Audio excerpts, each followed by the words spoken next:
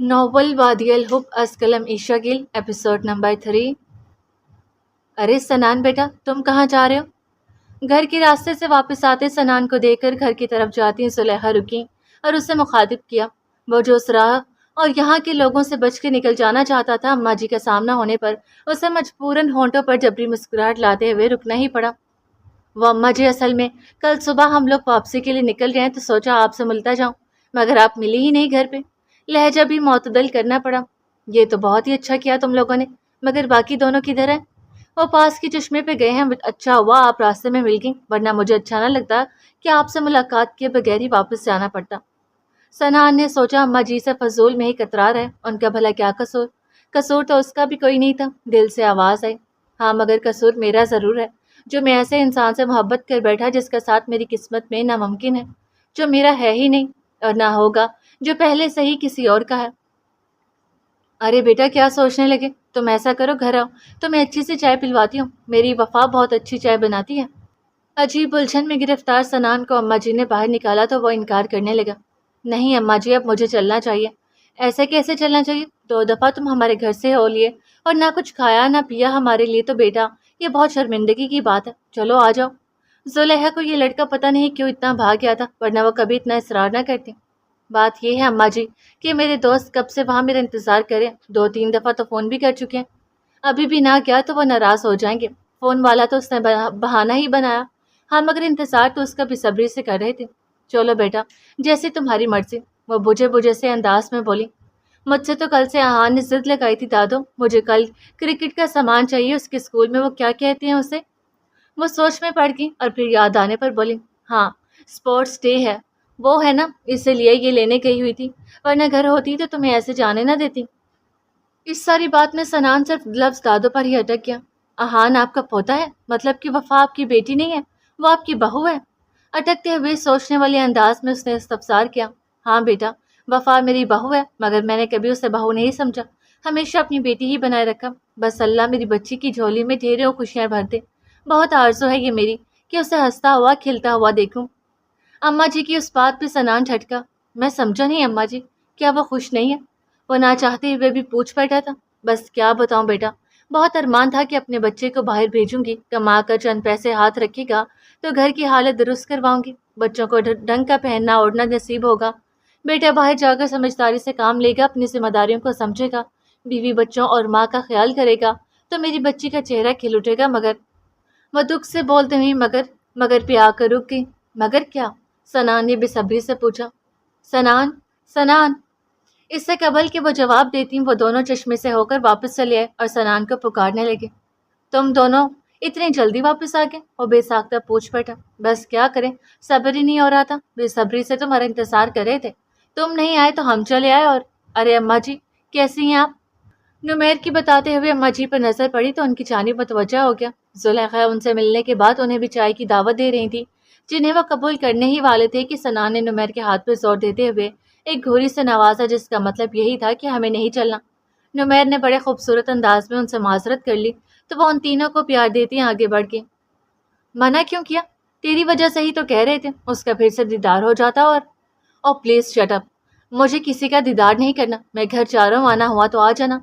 وہ اسے بیچ میں بری طرح ٹوکتا گھر کے راستے کی طرف بڑھ گیا۔ اس سے کیا ہوا؟ رومی ہکا بکا کھڑا تھا، مجھے لگتا ہے کہ اس نے صاف لفظوں میں منع کر دیا۔ نمیر نے اپنا اندازہ پیش کیا۔ میرا خیال ہے ہمیں چل کر اس سے پوچھنا چاہیے کہ آخر کیا بات ہوئی۔ رومی آگے بڑھا تو نمیر نے ہاتھ بڑھا کر اسے روک لیا۔ ابھی نہیں رومی، ابھی اسے اکیلا چھوڑتے ہیں، موڈ کچھ بہتر ہوگا تو پھر چلیں گے اس کے پاس۔ نمیر کی بات سمجھتے ہوئے رومی سر ہلا گیا۔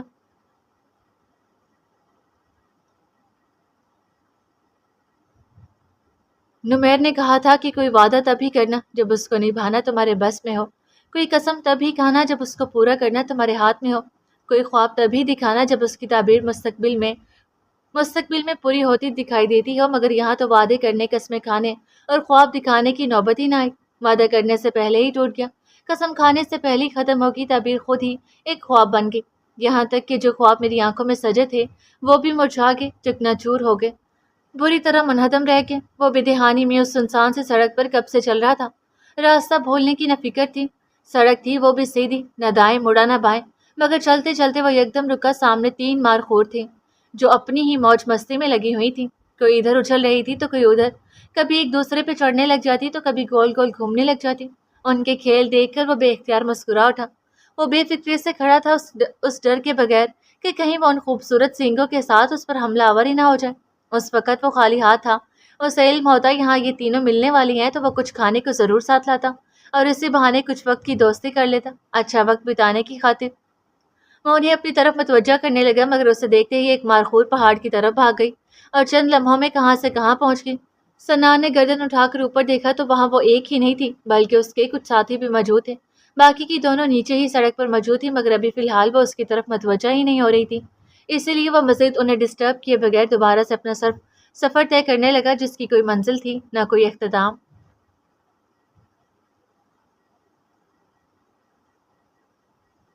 صحن کے درخت کے ساتھ بچھی چارپائی پہ برجمان وہ دروازے کو تک رہی تھی، یہ جاننے سمجھنے کے باوجود بھی کہ جانے والے کبھی لوٹ کر نہیں آتے، وہ بھی نہیں آئے گا، مگر وہ دروازے سے نظریں ہٹا ہی نہیں پا رہی تھی۔ دل اس قدر کیوں اداس ہو گیا اس کے چلے جانے سے؟ شاید نہ ہوتا اگر وہ مسکرا کر جاتا، اسے کوئی آس کوئی امید دلا کر جاتا، مگر کیسے اور آخر کیوں؟ ساری آس اور امیدیں تو اس کی ٹوٹی تھیں، وہ بھی وفا ہی کے سبب۔ مجھ سے کچھ بھی کہے، کچھ بھی پوچھے بغیر چلا گیا۔ اس کا ملال تو مجھے شاید ہمیشہ رہے گا کہ میں چاہ کر بھی تمہیں روک نہ سکی، چاہ کر بھی تمہیں کچھ بتا نہ سکی، کہ میرا بھی دل دھڑکا تھا تمہارے لیے جب تمہیں پہلی بار دیکھا تھا۔ اس دروازے پر کھڑی اس وقت تمہاری نظروں میں کیا تھا میں جان گئی تھی، پر تم میرے لیے اجنبی تھے، تو کیسے تمہیں دل دے بیٹھتی، مگر جب تمہارے منہ سے درد بھری کراہ نکلی تو میں نہ جانے کیوں تمہارے درد پر تڑپ اٹھی۔ پہلی بار دیکھنے پر صرف دل دھڑکا تھا، مگر درد محسوس ہونے پہ تو دل جیسے رک ہی گیا تھا۔ دل ابھی بھی رک گیا ہے، واپس لوٹ آؤ، بس ایک بار آ جاؤ تاکہ میں تمہیں بتاؤں کہ جس سہاگ کی بنا پر تم مجھے یوں اپنانے سے قبل ہی چھوڑ کر چلے گئے، وہ تو خود مجھے کب کا چھوڑ گیا، ہمیشہ ہمیشہ کے لیے چھوڑ گیا۔ آنکھ سے بہتا اشک اسے حیران کر گیا۔ وہ اجنبی میرے لیے اتنا خاص ہو گیا کہ میں نے اپنے اشکوں کو آزاد چھوڑ دیا؟ نہیں، یہ کوئی محبت نہیں ہے، یہ صرف ایک وقتی جذبہ ہے، بس کچھ دن بعد خود بخود ہی ختم ہو جائے گا۔ وہ جو کچھ دیر قبل دل سے اس سے محبت کا اقرار کر رہی تھی، اب اسے صرف ایک وقتی جذبے کا نام دے گی۔ دل میں جاگتی محبت کو تھپکی دے کے سلاتی آنسو صاف کرتی وہ اب نظریں دروازے سے زبردستی ہٹائے آسمان پہ آئی، کالی گھٹاؤں کو دیکھنے لگی، ہولے ہولے رقص کرتی ہوا میں اب تیزی آ گئی تھی۔ دل میں پھر سے ایک بار درد سا اٹھا تھا، کتنی ہی دیر وہ حسرت سے آسمان کی جانب دیکھتی گئی، اور پھر وہی حسرت بھری نظریں آسمان سے ہوتی ہوئیں کمرے اور برآمدے کی چھت پر آ ٹھہری۔ وہ اکیلی ہی نہیں تھی جو یوں حسرت بھری نظریں لیے اپنے گھر کی کچی چھت کو دیکھ رہی تھی، بلکہ ان پہاڑی علاقوں میں رہنے والے ہر وہ باشندے جو ابھی تک کچی چھتوں کے نیچے گزارا کر رہے تھے، موسم کے خراب ہونے پہ ایسے ہی حسرت اور ڈر سے اپنے گھروں کی چھتوں کو تکتے جاتے۔ ذرا ہوا تیز کیا چلتی سہم جاتے، کیونکہ جانتے تھے کہ ہوا آئی ہے، پھر آندھی اور طوفان آئے گا، اور پھر اس کے بعد جم کر بارش، مگر ڈرتے طوفان سے نہیں تھے، ڈرتے بارش سے تھے، جو ان کی کچی چھتوں کو اور بھی کھوکھلا کر دیتی تھی۔ راتوں کی نیندیں اڑ جاتی، جگہ جگہ برتنوں کا ڈھیر لگ جاتا جو ٹپ ٹپ کرتے پانی کو اپنے اندر سمو لیتا۔ وفا بھی ڈر گئی تھی، یا اللہ اس بارش کو کہیں اور برسا دینا، یہ بارش ہمارے لیے کسی خوشنودی کا سامان نہیں لاتی، بلکہ یہ ایک مجبوری اور ایک آزمائش بن کر آتی ہے۔ اس گھر کی چھتیں کیا چار دیواری تک کھوکھلی ہو گئی ہے، کسی دن یہ ڈھہ گئی تو کہاں سر چھپائیں گے؟ اتنے وسائل نہیں ہیں کہ اسے سنوار سکیں، اس کی بنیادوں کو پھر سے مضبوط کر سکیں، بس تو رحم فرمانا ہم سب پر۔ ابھی وہ بنا ہاتھ اٹھائے آنکھیں بند کیے دعا کر رہی تھی کہ بارش کی چند بوندیں اس کے ہاتھوں اور چہرے پر آ گریں۔ نہ بادل گرجے، نہ ہوا نے بے تحاشا چیخو پکار کی، بس خاموش اور انچاہی بارش کی آمد ہوئی۔ وہ جلدی سے اٹھی، چارپائی وہیں چھوڑی اور کمرے میں آ کر دروازہ بند کے بستر پر لیٹ گئی۔ جانتی تھی کہ بادل ابھی گرج گرج کر برسیں گے، بجلی اپنی آنکھ مچولی کھیلے گی، بارش اپنی ٹپ ٹپ سنائے گی، اور ہوائیں ایسے چلیں گی جیسے خوف کی سرسراہٹ ہو۔ وہ کمرے کی چھت پر بنے سوراخوں کے نیچے برتن رکھے بغیر ہی سو گئی، مگر صرف دکھانے کو۔ جانتی تھی ابھی اماں جی ٹپ ٹپ کا شور سن کر خود ہی اٹھ کر برتن رکھ دیں گی۔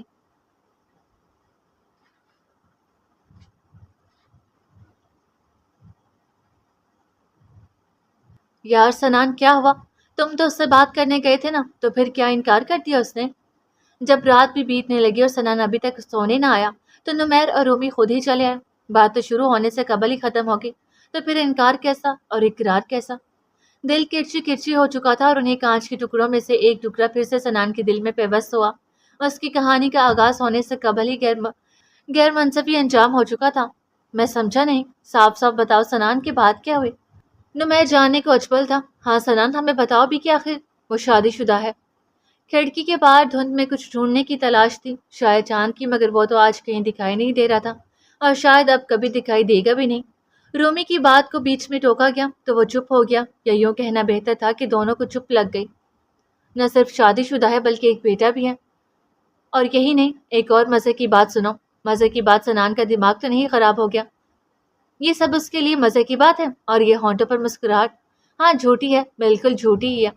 ہم اس کو اماں جی کی بیٹی سمجھ رہے تھے، اور ان کی بیٹی نہیں، بہو ہے۔ ویسے کتنا عجیب مذاق کیا ہے نا تقدیر نے میرے ساتھ، جس کو پہلی نظر میں دیکھتے ہی میں اپنا دل ہار بیٹھا، وہ پہلے سے ہی کسی کے دل کی قیدی نکلی۔ خیر چھوڑو نا، ہم بھی کن باتوں کو لے کر بیٹھ کے، وہ قسمت میں ہی نہیں تھی، تو اب سوچ سوچ کر کیا وقت برباد کرنا۔ ہمیں صبح نکلنا بھی ہے اور میری تو پیکنگ بھی ابھی باقی ہے۔ تم دونوں نے تو کر لی ہوگی، نہیں کی تو کر لو۔ سنان ان سے کہتے جلدی سے رخ پھیر کے اور کمرے میں آ کر بیڈ پر گر سا گیا۔ کون سی پیکنگ، کون سی روانگی؟ اب کچھ یاد نہیں تھا، یاد تھا تو بس اتنا کہ وہ تو جیتنے گیا تھا مگر ہار آیا۔ لاؤنج میں کھڑے وہ دونوں ایک دوسرے کی طرف بے بسی سے دیکھ رہے تھے، کیونکہ وہ دونوں ہی اس کے لیے کچھ نہیں کر سکتے تھے۔ وہ اس سب کو قسمت کا کھیل بول کر چلا گیا، مگر وہ بھی جانتے تھے کہ کمرے میں جا کر پھر سے قسمت کو قصوروار ٹھہرایا جائے گا، اس سے گلہ کیا جائے گا۔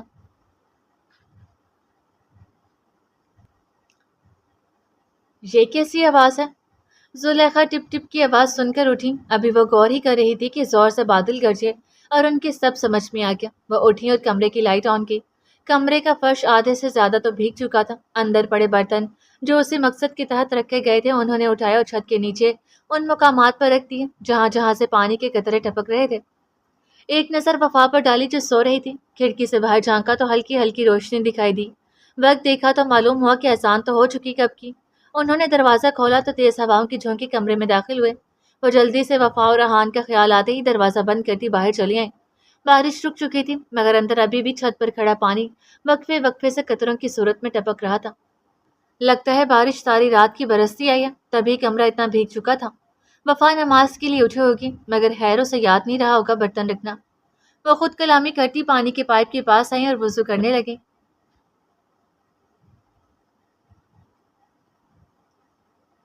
نمیر اور رومی تو کب کے سو چکے تھے، بلکہ اب تو رات کا آخری پہر چل رہا تھا۔ وہ خاموشی سے اٹھا اور کمرے سے باہر نکل آیا۔ سماعتوں سے مسلسل برستی بارش کی آواز ٹکرا رہی تھی۔ گھر کے اندر جیسے دم سا گھٹنے لگا۔ وہ تیز تیز قدم اٹھاتا بیرونی دروازے کے پاس آیا اور دروازہ کھول کر کچھ لمحے اسی کے ساتھ ٹیک لگائے کھڑا ہو گیا، مگر چند لمحوں کے بعد وہ کچھ قدم مزید آگے بڑھا۔ بیرونی زینوں کے بائیں جانب خالی جگہ بنی تھی جس کا فرش لکڑی کا تھا۔ اس کے سامنے ریلنگ فکس تھی اور اوپر چھت پر لگا چھوٹا سا بلب ہوا کے سبب جھولتا اس حصے کو تابانی فراہم کر رہا تھا۔ وہ ریلنگ کے ساتھ آ کھڑا ہوا اور ہاتھ باہر نکال کر بارش کی چند قطروں کو اپنی ہتھیلی پر محسوس کرنے کے بعد اسے واپس کھینچ لیا۔ آج لگتا ہے یہ بادل بھی اداس ہے جو کب سے برس رہے ہیں، مگر کتنے خوش نصیب ہیں یہ کہ جب دل چاہتا ہے جتنا دل چاہتا ہے رو لیتے ہیں، مگر ہم انسان تو انسانوں کے ڈر سے ہی اپنے تاثرات تک ظاہر نہیں کر پاتے۔ وہ دل ہی دل میں خود سے گویا ہوا، نظریں کبھی آسمان کی طرف اٹھتی، کبھی زمین پہ کھڑے پانی پر، تو کبھی سامنے اور ارد گرد پہاڑوں پر چلتی ہلکی ہلکی اکا دکا لائٹوں پر، کیونکہ اس وقت یہاں کی ساری آبادی خواب خرگوش کے مزے لوٹ رہی تھی۔ لیکن وہ یہ سوچے بیٹھا تھا کہ نیند شاید آج اس کی آنکھوں کا راستہ بھول گئی ہے۔ وہ بھی سو گئی ہوگی کیا؟ ایک اہمکانہ سوال دل میں جاگا۔ ظاہر ہے سو ہی گئی ہوگی، وہ بھلا کیوں جاگے گی، وہ بھی میرے لیے؟ کیا رے دل، تیری خوش فہمیاں۔ وہ اپنے ہی سوال پہ ہنسا۔ آج کی آخری رات یہاں ایسی گزرے گی کسے معلوم تھا سنان میاں؟ وہ مسلسل خود ہی سے مخاطب تھا۔ یہ رات جیسے تیسے گزار، صبح کا سورج کڑا وقت لیے ابھی نکل آئے گا جب تجھے نہ چاہتے ہوئے بھی یہاں سے رخ پھیرنا ہی پڑے گا، مگر ایسے جیسے تو کبھی یہاں آیا ہی نہیں تھا، اور اگر آیا بھی تھا تو اپنے آنے اور جانے کے سفر کو ہی یاد رکھنا۔ یہاں گزرے ایک بھی لمحے کو اپنی یادوں کی ڈکشنری سے نکال پھینکنا، یہی اچھا ہوگا تیرے لیے۔ خود کو سمجھاتے ہوئے اس نے ایک سرداغ خارج کی۔ Good bye. وہ یہاں کی آخری بارش کو گڈ بائے کہتا دروازہ بند کر کے اندر چلا آیا۔ گنگناتا ہوا نمیر ہاتھوں میں چند شاپر لیے کمرے میں داخل ہوا، مگر سنان کی موجودگی کے پیش نظر اس نے گنگنانا فوراً بند کیا۔ تم ناشتہ کرتے ہی صبح صبح کہاں نکل گئے تھے؟ نمیر کو کمرے میں آتا دیکھ رومی نے استفسار کیا، جبکہ سنان اپنی پیکنگ میں مصروف تھا۔ رات میں بیگ اور سامان کو اس نے ہاتھ تک نہ لگایا، مگر اب پیکنگ تو کرنی ہی تھی۔ میرے بھائی میں نے کہاں جانے، اور وہ بھی تم دونوں کو چھوڑ کر، یہیں کیا تھا پاس میں، بس کچھ ڈرائی فروٹس لینے۔ نمیر نے رومی کی بات کا جواب دیا۔ اچھا جی، ڈرائی فروٹس لینے، جیسے کہ؟ مزید پوچھا کیا؟ جیسے کہ اخروٹ، پستہ، خوبانی اور یہ چلگوزے؟ نمیر نے تمام ڈرائی فروٹس کی شاپر بیڈ پر رکھتے ہوئے بتایا۔ رومی نے تحمل سے اس کا جواب سننے کے بعد سیدھا ہاتھ چلگوزوں پر صاف کرنا چاہا تو نمیر نے جلدی سے اس کا ہاتھ چلگوزوں کی طرف بڑھتا ہاتھ روک دیا۔ نہ میرے بھائی، ایسے غلطی بھی مت کرنا، کچھ پتا بھی ہے کہ یہ کتنے مہنگے ہیں؟ اس بات پہ رومی کا تو منہ ہی بن گیا۔ مجھ سے بھی زیادہ مہنگے ہیں؟ یعنی مجھ جیسے دوست سے زیادہ یہ چلگوزے عزیز ہیں؟ ٹھیک ہے بھائی، کوئی بات نہیں، دیکھ لیا آج تیری دوستی بھی۔ رومی نے ہاتھ ہٹا لیا اور جذباتی پن سے گویا ہوا۔ ارے پاگل، بس کر، یہ بول کر اب تو مجھے رلائے گا کیا؟ دوستی میں تو جان بھی حاضر ہے، تو پھر یہ چلگوزے کیا چیز ہے؟ یہ ایموشنل بلیک میلنگ بند کر، مذاق کر رہا تھا، تو جگر ہے اپنا، جتنے چاہے کھا لے، سمجھ تیرے ہی تو ہیں۔ نمیر نے کھلے دل سے اجازت دیتے ہوئے مسکرا کر اس کے سر پر ہلکی سی چپت لگائی تو وہ بھی ہنس پڑا اور مٹھی بھر کے چلگوزے اٹھائے، انہیں نکال کر کھانے لگا۔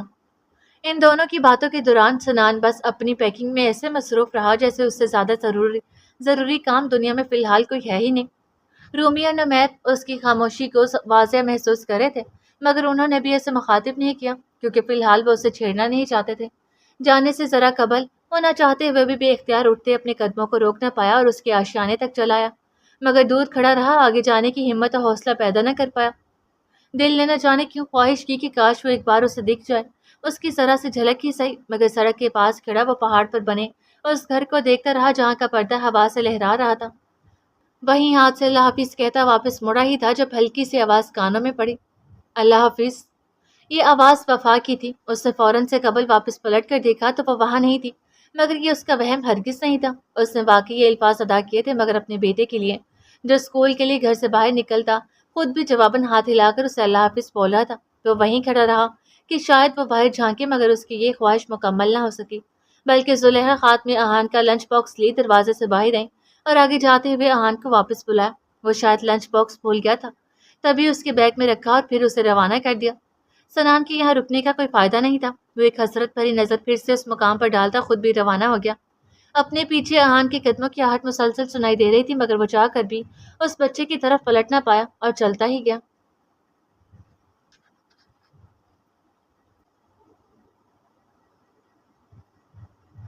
وہ صبح احان کو اللہ حافظ کہتی بار بار چکراتے سر کے باعث پھر سے کمرے میں جا کر لیٹ کی تھی، اور نیند کی دیوی کب مہربان ہوگی اسے خبر ہی نہ ہوئی۔ جب جاگی تو معلوم ہوا کہ ادھر تو دوپہر کی کھانے کی تیاری ہو رہی ہے۔ ٹائم دیکھا تو 12 بج رہے تھے۔ اٹھ گئی وفا، تمہاری طبیعت تو ٹھیک ہے نا؟ زلیخا اسے کمرے کی دہلیز پہ کھڑا دیکھ پوچھنے لگی۔ جی اماں جی، تم آج دوبارہ سو گئی جبکہ سوتی نہیں، اور پھر کافی دیر تک سوتی رہی۔ پہلے میں اٹھانے لگی، پھر سوچا طبیعت ناساز ہوگی، آرام ہی اچھا ہے۔ وہ سبزی بناتی بولی۔ وفا رات ساری تو جاگتی ہی رہی تھی، صبح کے نہ جانے کی اس پہر اس کی آنکھ لگی کہ نماز بھی نہ پڑھ سکی۔ زلیخا نے یہی سوچ کر نہ اٹھایا کہ وہ اکثر نماز پڑھ کر سو جاتی تھی اور پھر احان کے سکول کے وقت اٹھتی تھی۔ کیا لائی ہیں دوپہر کے کھانے کے لیے؟ اس نے ان کے پاس سے بیٹھتے ہوئے پوچھا۔ آلو اور پالک لائی ہوں، تم ایسا کرنا کڑی بنا لینا، کچھ پکوڑے الگ سے رکھ دینا، پتہ ہے نا احان کڑی نہیں کھاتا۔ انہوں نے پالک کاٹتے ہوئے بتایا۔ جی اماں جی، یاد ہے، لائیں آلو میں کاٹ لیتی ہوں۔ اس نے آلو پکڑنے چاہے مگر انہوں نے منع کر دیا۔ نہیں، وہ میں کاٹ لوں گی، تم ایسا کرو جاؤ جا کر کڑی بناؤ۔ ٹھیک ہے اماں جی، مگر دہی ہے کیا؟ اٹھتے ہوئے یاد آنے پر اس نے پوچھا۔ ارے ہاں لے کر آئی ہوں، بلکہ یاد آیا تھوڑا سا الگ کر کے دہی اس میں پودینے کی چٹنی ڈال کے رکھ دینا، احان کے لیے پتہ ہے نا بغیر چٹنی کے وہ پکوڑے نہیں کھاتا۔ ان کی بات بھی وفا مسکرا دی۔ یہ سب وہ جانتی تھی، مگر اماں جی کی عادت تھی، وہ ہر بار اسے بتایا کرتی تھی۔ وفا سے زیادہ تو وہ احان کا خیال رکھتی تھی، یہاں تک کہ بچپن سے اسے اپنے ساتھ ہی سلایا اور وہ اب تک انہی کے ساتھ سوتا تھا۔ ارے اماں جی، سب یاد ہے کہ آپ کی لاڈلی کو کیا پسند ہے اور کیا نہیں، آپ فکر نہ کریں۔ وفا انہیں بے فکر ہونے کا کہتی برآمدے میں بنے کچن میں چلی آئی۔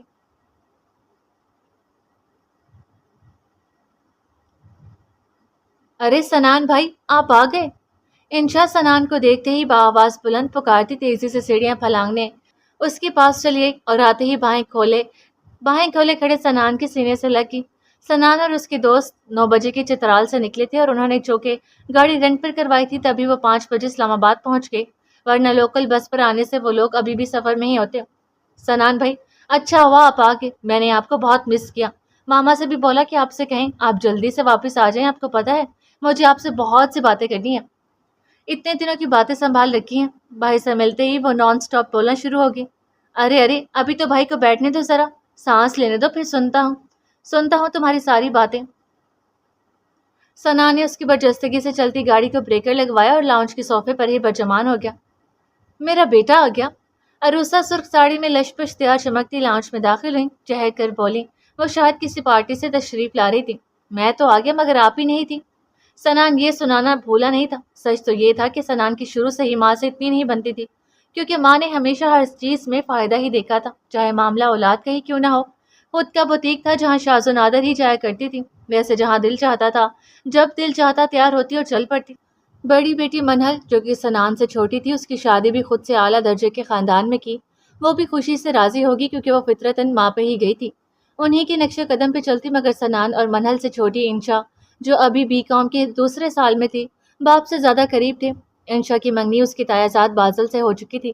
بازل پڑھائی کے سلسلے میں آسٹریلیا ہوتا تھا۔ ان دونوں کی اوپر سے تو ذرا کم ہی بنتی تھی، مگر دل سے وہ دونوں ہی ایک دوسرے کو چاہتے تھے۔ ہاں وہ پارٹی تھی ایک، وہیں پر اتنا وقت ہو گیا پتہ ہے۔ روشیل آج اتنی پیاری لگ رہی تھی کہ موم میں آرام کرنا چاہتا ہوں، تھکا آیا ہوں، ابھی میرا روشیل نامہ سننے کا کوئی موڈ نہیں ہے۔ سنان انہیں ٹوکتا بولا، جبکہ آخری بات دھیرے سے کہی گئی۔ آتے ہی روشیل نامہ شروع ہو گیا۔ یہ نہیں کہ بیٹا تھکا آیا ہے کچھ کھانے پینے کا پوچھ لیں، مگر نہیں، انہیں اپنے کاموں اپنی باتوں سے فرصت ہو تو کسی اور کا سوچیں۔ ہاں ہاں تم جاؤ ریسٹ کرو، شام میں ملاقات ہوتی ہے۔ وہ بھی یہ کہتی اپنی روم کی طرف چل دی۔ بھائی آپ کے لیے کھانا لگواؤں؟ جس کو فکر تھی آخر وہی بولی۔ سنان مسکرایا اور بولا، نہیں گڑیا، میں فی الحال آرام کروں گا اور پھر ڈائریکٹ ڈنر ہی کروں گا۔ وہ بھی اپنے روم میں چلا آیا۔ بات بھوک کی نہیں تھی، بات دل کی تھی جو کچھ کھانے کو نہیں چاہ رہا تھا۔ اللہ میری بیٹی کی جھولی میں بھی خوشیاں ڈالے، بہت آرزو ہے میری کہ میں اسے ہنستا مسکراتا دیکھوں۔ سنان کے دماغ میں زلیخا کی یہی بات گردش کر رہی تھی۔ کیا وہ خوش نہیں ہے؟ اماں جی ایسا کیوں کہہ رہی تھی؟ شاید اس کا ہسبینڈ باہر ہوتا ہے نا، تبھی اداس رہتی ہوگی، دل نہیں لگتا ہوگا۔ وہ خود سے ہی اندازے لگانے لگا، جو بھی ہے مجھے کیا اس سے، میں بھلا کیوں اس سب کے بارے میں سوچ رہا ہوں، مجھے اس سے یا اس کے ہسبینڈ سے کوئی مطلب نہیں ہونا چاہیے۔ وہ خود ہی اسے اپنے حواسوں پر سوار کرتا اور پھر خود ہی اتارنے کی ناکام صحیح کرنے لگتا۔ کتنا ہی وقت وہ یوں ہی سوچوں میں گھرا رہا۔ بھائی ڈنر کے لیے آ جائے، موم ڈیڈ آپ کو بلا رہے ہیں۔ اور ہاں منہل آپی بھی آئی ہوئی ہیں۔ انشا سنان کو ڈنر کے لیے بلانے آئی اور پھر سنان کے سر ہلانے پر واپس پلٹ گئی۔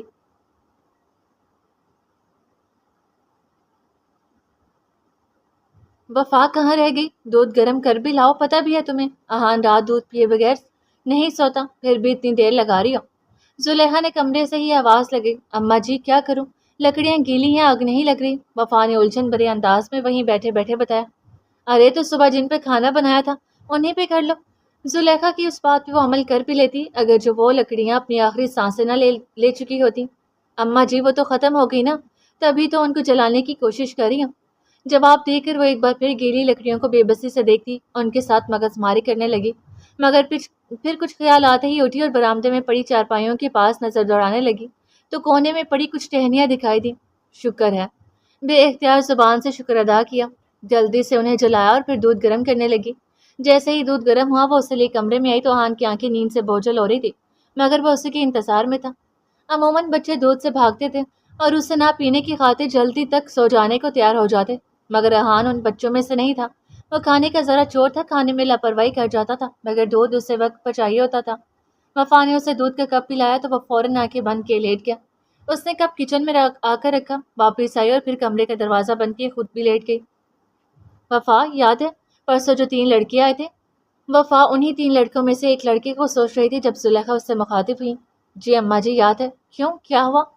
وہ سنان جو تھا نا وہ ملا مجھے، کل بتا رہا تھا کہ گھر بھی آیا تھا، مگر میں نہیں تھی تو رکے بغیر چلا آیا۔ میں نے کہا بھی کہ آؤ چائے پیو، مگر نہیں آیا، بتا رہا تھا کہ کل صبح واپس چلے جانا ہے، بلکہ اب تو رات ہوگی، آج صبح چلے بھی گئے ہوں گے وہ لوگ۔ تو اس کا مطلب وہ چلا گیا؟ اس گھر سے ہی نہیں، اس جگہ سے ہی واپس اپنے شہر، مگر اتنی جلدی؟ کچھ دیر اور رک جاتا تو شاید سے آگے کوئی سوچ دل و دماغ میں داخل نہ ہوئی۔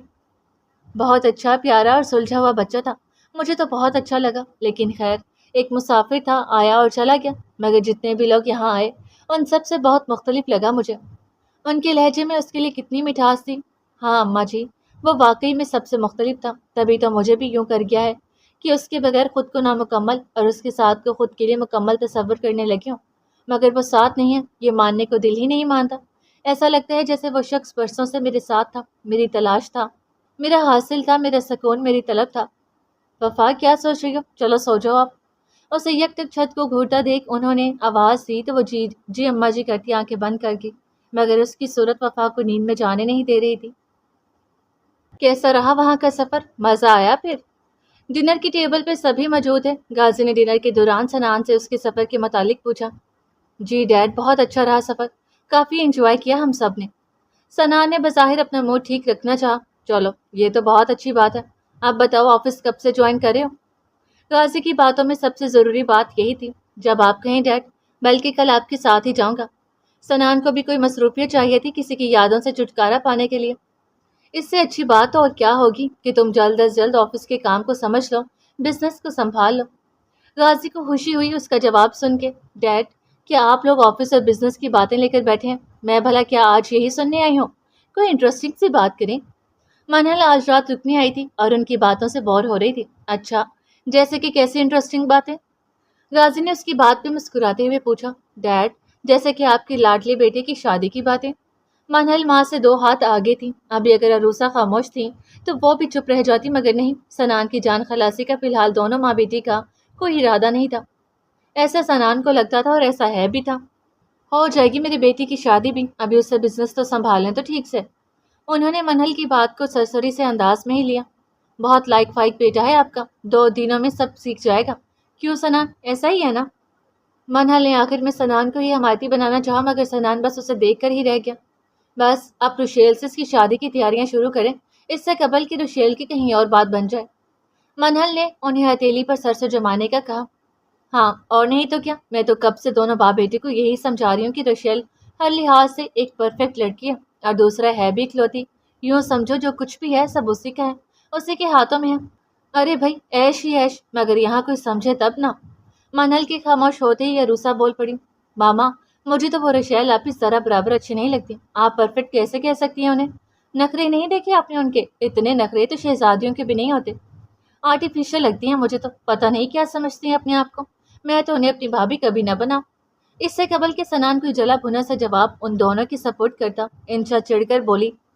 سنان کا موڈ ایک دم سے بہتر ہو گیا اور اسے انشا کی تمام باتوں، خاص کر آرٹیفیشل بولنے کے انداز پہ ہنسی آ گئی، مگر وہ ہنسی ضبط کر گیا اور صرف مسکراہٹ پہ ہی اکتفا کیا۔ تم چپ کرو، ہر وقت ہماری دادی اماں مت بنا کرو، ویسے بھی تم سے بات نہیں کی۔ منہل نے اسے ڈپٹا۔ سنان نے آنکھوں ہی آنکھوں میں انشا کو اگنور کرنے کا کہا، جیسے وہ خود کب سے سن کے کر رہا تھا، تو انشا بھی شانے اچکا کر گویا کان بند کر گئی۔ باپ بیٹے دونوں کی طرف سے کوئی جواب نہ ملنے پر وہ دونوں بھی مزید اس بارے میں نہ بولیں۔